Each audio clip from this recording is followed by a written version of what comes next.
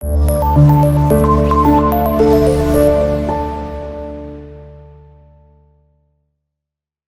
अस्सलाम वालेकुम dear viewers, मैं हूं Mohammad Mateen, your computer science teacher 9th class, और हम डिस्कस कर रहे हैं यूनिट नंबर 3। यूनिट नंबर 3 में लेक्चर नंबर 30 आज हम डिस्कस करेंगे। And more importantly the most important and most famous topic जो इंटर लेवल, BS लेवल और मास्टर लेवल पे भी हम लोग यूज़ करते हैं फॉर बूलियन अलजब्रा सिंप्लीफिकेशन, के मैप। के मैप हमारे पास, के मैप बेसिकली साइंटिस्ट के नेम के ऊपर रखा गया था। करनाफ मैप इसको कहते हैं। के स्टैंड्स फॉर करनाफ, और मैप एक प्रॉपर नक्शा डेवलप किया गया था किसी भी बूलियन एक्सप्रेशन को रिजॉल्व करने के लिए। तो आज हम के मैप को डिस्कस करने लगे हैं, और सबसे पहले हम के मैप की डेफिनेशन देखेंगे कि हमारे पास के मैप की डेफिनेशन क्या है। और इससे पहले मैं आपको पेज नंबर बुक का बता दूं ताकि जो सिंप्लीफिकेशन हमने परफॉर्म करनी है वो आपको पता चल जाए कि वो 2 वेरिएबल है, 3 वेरिएबल है, 4 वेरिएबल है, या कितने वेरिएबल्स की हम वेरिफिकेशन करने लगे हैं। तो हमारे पास पेज नंबर 64 पे अगर आप लोग देखेंगे तो वहाँ पे आपको के मैप का टॉपिक अवेलेबल है, आप देख सकते हैं। उसमें जो सबसे पहला जो ट्रुथ टेबल एक कंस्ट्रक्ट किया गया है मिन टर्म्स के साथ, वो 3 वेरिएबल का है। तो हम बिल्कुल स्टार्ट से पढ़ने लगे हैं। जो 2 वेरिएबल का है, आपकी बुक में सिर्फ और सिर्फ 2 वेरिएबल की सिंप्लीफिकेशन गिवन है। 3 वेरिएबल का सिर्फ एक डायग्रामेटिकली स्ट्रक्चर बना के प्रेजेंट किया गया है, वो भी ऑब्वियसली हम डायग्रामेटिकली मैप के थ्रू उसको देखेंगे हाउ वी कैन डेवलप। सबसे पहले आज हम बात करेंगे 2 वेरिएबल की कंस्ट्रक्शन के ऊपर जो कि के मैप ने सिंप्लीफिकेशन की थी। तो हमारे पास के मैप क्या है जी? A Karnaugh map, which is K map, is a graphical representation। ये एक पिक्टोरियल ग्राफिकल रिप्रेजेंटेशन है जो आप फंक्शन सिंप्लीफाई करना चाह रहे हैं, and which can be used, जिसको इस्तेमाल किया जाता है टू सॉल्व। ये 2 चीज़ों के लिए, ये 2 चीज़ें बड़ी ही इंपॉर्टेंट, मैं अंडरलाइन करने लगा हूँ। डेफिनेशन में इनका जिक्र बहुत ही ज़रूरी है। नंबर 1, बूलियन अलजबरा को सॉल्व करने के लिए, रिजॉल्व करने के लिए, सिंप्लीफाई करने के लिए, and number 2, minimize the logic function. जो बूलियन एक्सप्रेशन या फंक्शन गिवन है, एक तो सॉल्व करना है, एक उसकी टर्म्स को मिनिमाइज करना है। जितनी भी टर्म्स है, चाहे वो 1 है, 2 है, 10 है, जितनी भी टर्म्स वहां पे गिवन है उनको सिंप्लीफाई भी किया जाएगा। तो हमारे पास 2 वेरिएबल के केस में हम जितना भी एक्सप्रेशन लिखेंगे उस एक्सप्रेशन को मिनिमाइज भी किया जाएगा, प्लस बूलियन अलजबरा को सॉल्व भी किया जाएगा। तो डेफिनेशन के अंदर a Karnaugh map is a graphical representation which can be solve Boolean expression and also simplified और मिनिमाइज बूलियन एक्सप्रेशन को सिंप्लीफाई भी किया जाएगा। तो चूंकि आज हमारा टॉपिक लिमिटेड है 2 वेरिएबल्स के ऊपर, तो 2 वेरिएबल के ऊपर मैं बात करने लगा हूं। तो देखिए जी, जब भी 2 वेरिएबल्स की बात की जाएगी तो टोटल आपके पास जो नंबर ऑफ पॉसिबिलिटीज बनेंगी वो कितनी बनेंगी? वो आपके पास 4 बनेगी। कैसे? हमारे पास 2 वेरिएबल हम लोग यूज करते हैं, एक A और एक B। A में 2 पॉसिबिलिटीज बनती हैं, एक A बार और A। इसी तरह B में 2 पॉसिबिलिटीज बनती हैं, B बार और B। और अगर मैं इनकी टर्म्स को देखूं तो टर्म आपके पास जो डिफाइन होंगी वो होंगी A बार, ये आपके पास, और यहां पे B बार। फर्स्ट आपके पास सेल कवर हो गया, A बार, B बार। दूसरा जो आपके पास सेल होगा वो A बार, यहां पे इसी तरह हॉरिजॉन्टल मेंशन किया जाएगा, और ये आपके पास B। इसी तरह जब थर्ड सेल की बात की जाएगी तो उसमें आपके पास जो क्वांटिटी लिखी जाएगी, सबसे पहले A डॉट, ये आपके पास B बार, और जब लास्ट सेल को पॉइंट आउट किया जाएगा तो उसमें A डॉट B, यानी कि हॉरिजॉन्टली A और वर्टिकली B को प्लेस किया जाएगा। तो हमारे पास जो मिन टर्म के हिसाब से जो सीक्वेंस बना, उस सीक्वेंस के हिसाब से हमारे पास 4 बॉक्सेस यहां पे डेवलप हुए, यानी कि M0, M1, M2 और M3। ये हमारे पास 4 बॉक्सेस डेवलप हुए जिनमें हमने ये स्पेसिफाई किया कि M0 हमारे पास इक्वल है ए बार बी बार के, m1 हमारे पास इक्वल है ए बार डॉट बी के, m2 हमारे पास इक्वल है ए डॉट बी बार के, और लास्ट पे ए डॉट बी जो m3 के। अगर मैं इस टर्म को ऐसे लिखना चाहूँ तो ऐसे भी लिखा जा सकता है, जो कि के मैप की टर्म के मुताबिक m0, m1, m2 और m3 भी इसको मेंशन किया जा सकता है। ये 2 वेरिएबल की स्टोरी है। इसी तरह हम थर्ड वेरिएबल के ऊपर भी इसको देखेंगे। तो पहला तो हमारे पास क्लियर हो गया यहाँ पे कॉन्सेप्ट कि हमने सॉल्व करना है बूलियन अलजेब्रा को, एक्सप्रेशन को, तो वो ऑब्वियसली हम इस पैटर्न से करेंगे।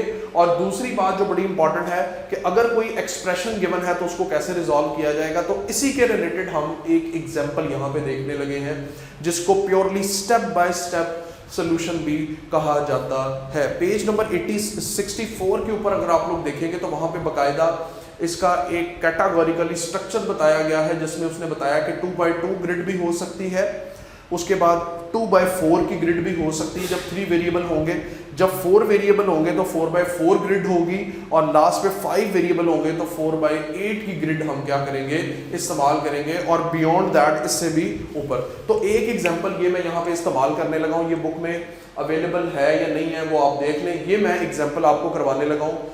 बुक के रिलेटेड जितने भी सोल्यूशन हैं, कोई भी सोल्यूशन आपके सामने रख दे आप इजीली सॉल्व कर लेंगे अगर आपको ये एक्सप्रेशन सॉल्व करना आ जाएगा। तो सबसे पहले देखें 2 वेरिएबल है, तो हमारे पास जो नंबर ऑफ बॉक्सेस बनेंगे वो 4 बनेंगे। मैं सबसे पहले नंबर ऑफ बॉक्सेस को ड्रा करने लगा हूं। ये देखें वही तरतीब, स्टेप नंबर 1 के अंदर आपने सबसे पहले नंबर ऑफ बॉक्सेस को प्रेजेंट करना है। मैं यहां पे लिखता हूं स्टेप 1, ताकि इसकी आइडेंटिफिकेशन आपको याद रहे।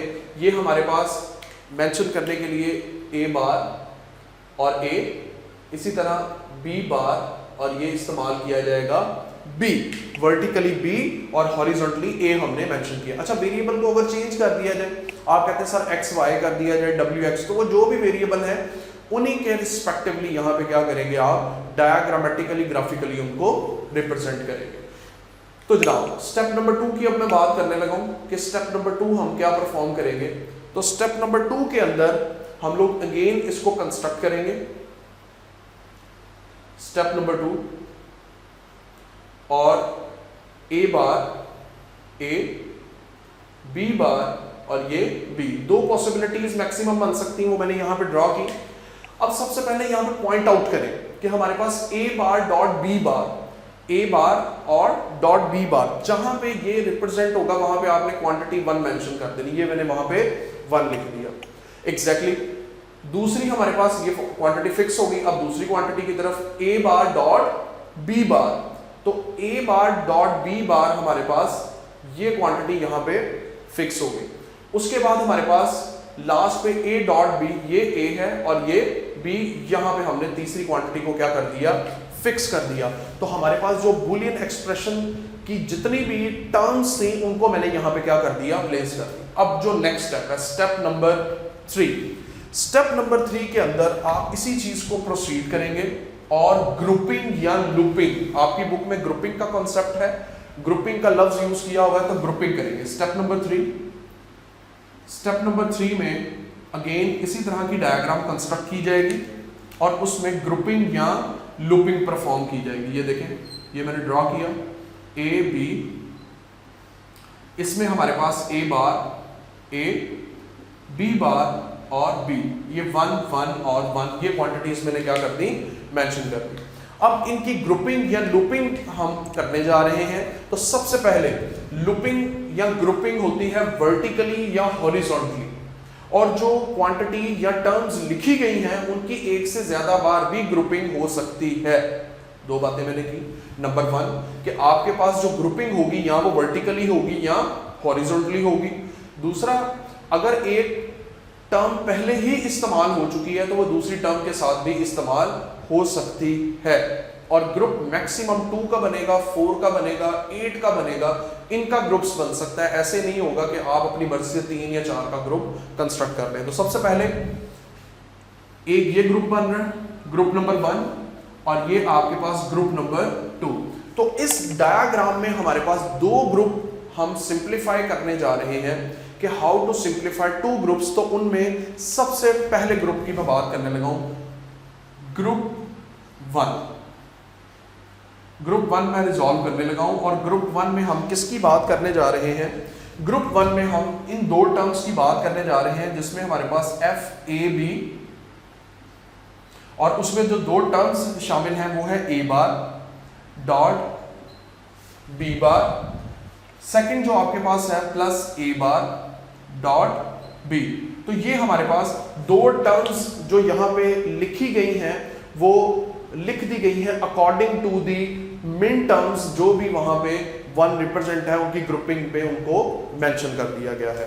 अब मैं इनको टर्म्स को सिंप्लीफाई करूंगा, तो इनमें से सबसे पहले देखें कॉमन क्या आ रहा है। ए बार कॉमन आ गया, एंड रिमेनिंग आपके पास बी बार प्लस बी। बूलियन अलजेब्रा के हमने रूल्स ऑलरेडी पढ़ चुके हैं, फंक्शंस को सिंप्लीफाई करने के कुछ रूल्स हमने सिंप्लीफिकेशन में पढ़े हैं, जिसमें किसी चीज का बार और सिंपल वैल्यू अगर उनको ऐड किया जाए which must be equal to one, उनको किसके इक्वल लिखते हैं? वन के। सो अगर मैं इसको लिखूं तो ये हमारे पास A bar dot B bar plus B will be equal to one, and the answer is A bar. तो हमारे पास जो फर्स्ट एक्सप्रेशन हमने रिजॉल्व कर लिया ग्रुपिंग के लिहाज से, उसका आंसर आ गया हमारे पास ए बार। अब हम दूसरे ग्रुप की तरफ मूव करते हैं, दूसरा ग्रुप भी हमने रिजॉल्व करना है, तो ग्रुप टू की बात करेंगे। ग्रुप टू की बात करेंगे तो हमारे पास यहां पे जो ग्रुप टू मेंशन है उसमें हमारे पास अगेन दो टर्म्स हैं, ए बी, और पहली टर्म है हमारे पास this one A bar dot B plus ये बार ए डॉट बी। यानी कि दो टर्म्स जो हमने लिखी हैं सिंप्लीफिकेशन के लिए, उसमें पहली बार ये है जो हमारे पास पहली टर्म ए बार डॉट बी और दूसरी वैल्यू है ए डॉट बी मेंशन किया जाएगा। अब इस टर्म को सिंप्लीफाई करेंगे तो उसमें हमारे पास इनमें से कॉमन देखें क्या आ रहा है। बी आपके पास कॉमन आ जाएगा, what remaining B pass A बार ए, ये आपके पास आ जाएगा B. According to the identity rule हमने पढ़ा था, जब आपके पास किसी भी वैल्यू को उसके बार के साथ ऐड किया जाता है, जो हमने पहले भी परफॉर्म किया है, तो वो आपके पास वन के इक्वल होता है। So instead of A bar plus A which is equal to one, तो आंसर आपके पास क्या आ गया? बी। आंसर क्या आ गया आपके पास? बी। तो पहले ग्रुप को सिंप्लीफाई किया, ए बार आ गया, दूसरे ग्रुप को सिंप्लीफाई किया तो बी आ गया। सो एंड पे हम आंसर इसका लिखेंगे so simplified term is, simplified term क्या होगी? एफ ए बी, दो वेरिएबल इसमें इस्तेमाल किए गए हैं, और सिंप्लीफाइड टर्म में पहले ग्रुप का आंसर आया है ए बार और दूसरे ग्रुप का आंसर आया है B. So this will be your result, ये आपका रिजल्ट होगा सिंप्लीफाइड टर्म में। हमने जो टर्म लिखी थी वो A bar dot B bar, A bar dot B plus A dot B, इन टर्म को सिंप्लीफाई करने के बाद हमारे पास जो आंसर आया है वो ए बार प्लस बी आया है। तो हमने जो आज डिस्कस किया है वो है जनाब के मैप। के मैप में हमने बात की है टू वेरिएबल्स स्पेसिफिकली टारगेट किया है। स्टार्ट में मैंने आपको बताया के मैप बेसिकली साइंटिस्ट के नेम के ऊपर है, करनाफ मैप इसको कहा जाता है, और इसके बेसिक दो पर्पस हैं। ठीक है जी, करनाफ मैप के डेफिनेशन में भी वो पर्पस मेंशन किए गए हैं कि Karnaugh map is basically a graphical representation. ये एक ग्राफिकल रिप्रेजेंटेशन है which is used, which can be use, जिसको इस्तेमाल किया जा सकता है for number one solve the Boolean expression, Boolean expression के लिए सॉल्व किया जा सकता है। Number two minimise the Boolean function, Boolean function को मिनिमाइज कम करने के लिए, यानी कि बड़ी वैल्यूज को छोटा कंप्राइज्ड फॉर्म में मेंशन करने के लिए हम लोग के मैप को इस्तेमाल करते हैं। तो आज हम सिर्फ और सिर्फ टू वेरिएबल के मैप को देखने लगे हैं, जिसमें हमारे पास ए और बी दो वेरिएबल मेंशन है। ये मैंने उसका structure, basic structure min term के साथ यहाँ पे डिस्क्राइब किया है। आपको यहाँ पे 4 मिन टर्म्स ये बनी नजर आ रही हैं, 4 मिन टर्म्स जो आपको यहाँ पे नजर आ रही हैं, जिसमें हमारे पास सबसे पहले ए को ए बार ए, बी को बी बार और बी। जो टोटल आपके पास जो मिन टर्म बनेगी वो 4 मिन टर्म्स यहाँ पे प्लेस की गई हैं और उनको structured wise min term wise लिखेंगे तो आपके पास M0, M1, M2 और M3 से रिप्रेजेंट किया गया है। इसके सोल्यूशन के लिए एक एग्जांपल मैंने यहाँ पे इंसर्ट की है, बुक में भी आपके पास एक एग्जांपल गिवन है, आप वो एग्जांपल करना चाह रहे हैं। ये बिल्कुल सेम इसी पैटर्न के ऊपर बोर्ड में बड़ा ही इंपॉर्टेंट लॉन्ग क्वेश्चन भी और शॉर्ट क्वेश्चन भी इसको कंसीडर किया जाता है। ज़्यादातर लॉन्ग क्वेश्चन में आता है तो उसमें 2 वेरिएबल की सिंप्लीफिकेशन का मेथड, स्टेप नंबर 1 में आपने डायग्राम ड्रॉ करनी है, स्टेप नंबर 2 में आपने बताना है कि टर्म्स कहाँ पे एग्जिस्ट कर रही हैं, यानी कि ए बार डॉट बी बार यहाँ पे आएगा, ए बार डॉट बी, उसके बाद ए डॉट बी यहाँ पे आएगा। स्टेप नंबर 3 के अंदर आपने इनकी ग्रुपिंग करनी है और ग्रुपिंग वर्टिकल हो सकती है या हॉरिजॉन्टल हो सकती है, 2 ही तरीकों से हो सकती है। तो यहाँ पे हमने एक जो ग्रुप बनाया है वो हॉरिजॉन्टल है और एक ग्रुप आपके पास वर्टिकल कंस्ट्रक्ट किया है।